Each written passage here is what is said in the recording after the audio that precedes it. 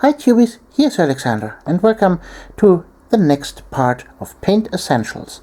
This time we will talk about model preparation. So, your miniatures come mostly in these sprues and they are neat packed in there, and now it's time to get them loose. But how do you do this? Well, you could start to break the things, but that will always end up in a big mess, and sometimes you will rip out with the plastic some chunks of your miniature, and you really don't want this. So, what can we do? Well, you could use a scissor, and as you can see, it always slides back out and eventually you cuts through, but it will leave a mess there, and no, that's not a good solution for cutting out miniatures. Well, you could use something like this here. This is big and chunky and probably out of the toolkit from your dad, but you see, sometimes you can't even get in there because it's too big. And on the other hand, you can see here, it has an angle here on this side. Well, what you really want is a cutter like this here. This is a so-called sprue cutter. As you can see, it has a nice pointy tip that it can get into tight spaces like that.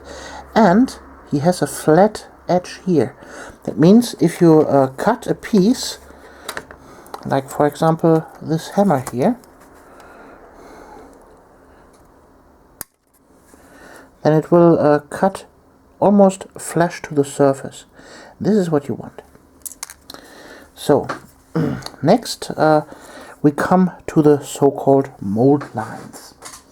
When you see your miniatures always are cast in a two-part form. That means they will have some kind of flesh on them. Well, this here is a kind of new sprue, so we have very little flesh, but old forms have a tendency to have flashes in the millimeter range. So, if you can see here closely, you have here a line, this middle line here, that goes along this miniature. This is what is called flesh. And to get rid of this, you just take an X-Acto knife and slightly rub over the surface. You don't need much pressure for that. Just slightly rub over it and it will disappear. Also, you could remove this here.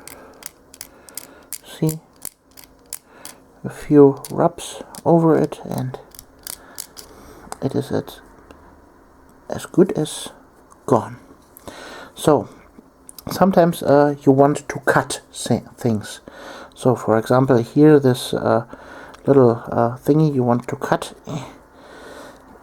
So, how do you do this safe and sound without cutting yourself? Well, if you use an X-Acto knife like this, it has an inbuilt protection, and this is this guard here, this side. If you hold your thumb this way, like this, and press it against it, if you cut now, you can't cut yourself because the blade will never reach you. See?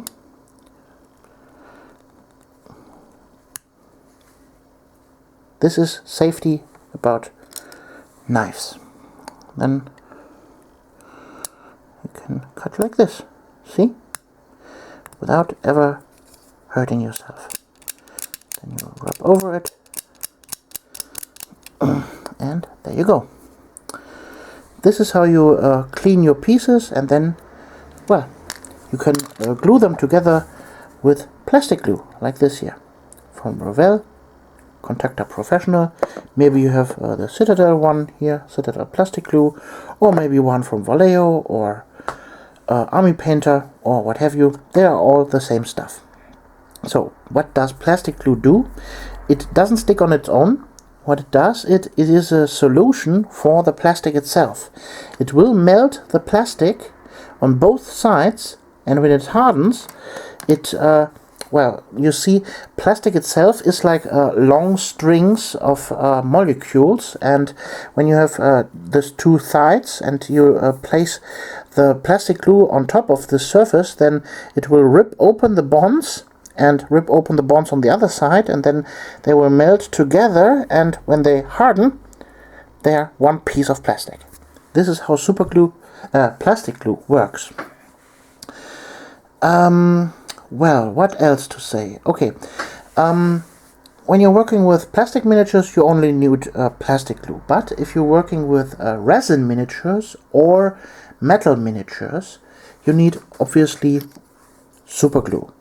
This is cyanoacrylate with some other bonding agents, but cyanoacrylate is stuff that will harden with air and the moisture in the air, and form long chains of molecules that will bond together.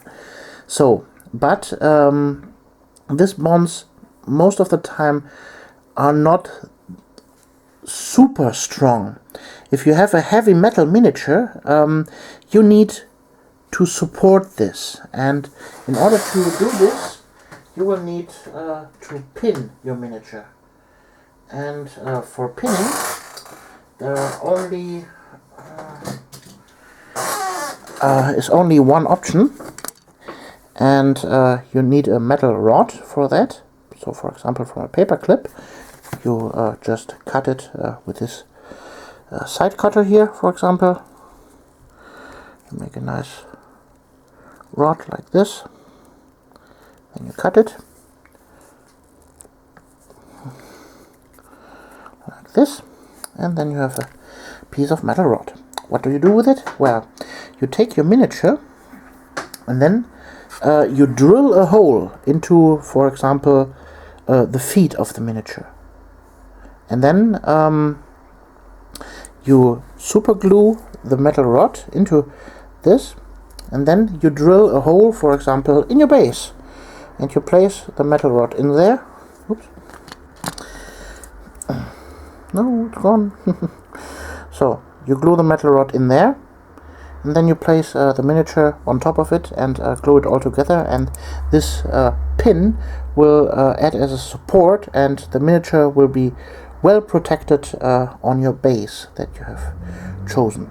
Also, you could use this method to pin together two parts of the miniature. For example, if the arm needs support, it only has a flimsy connection, then you drill a hole into two parts of the same miniature, align them. For example, you make a little color dot with acrylic paint, then you press the two parts together, then release them, and you have a color dot on both sides.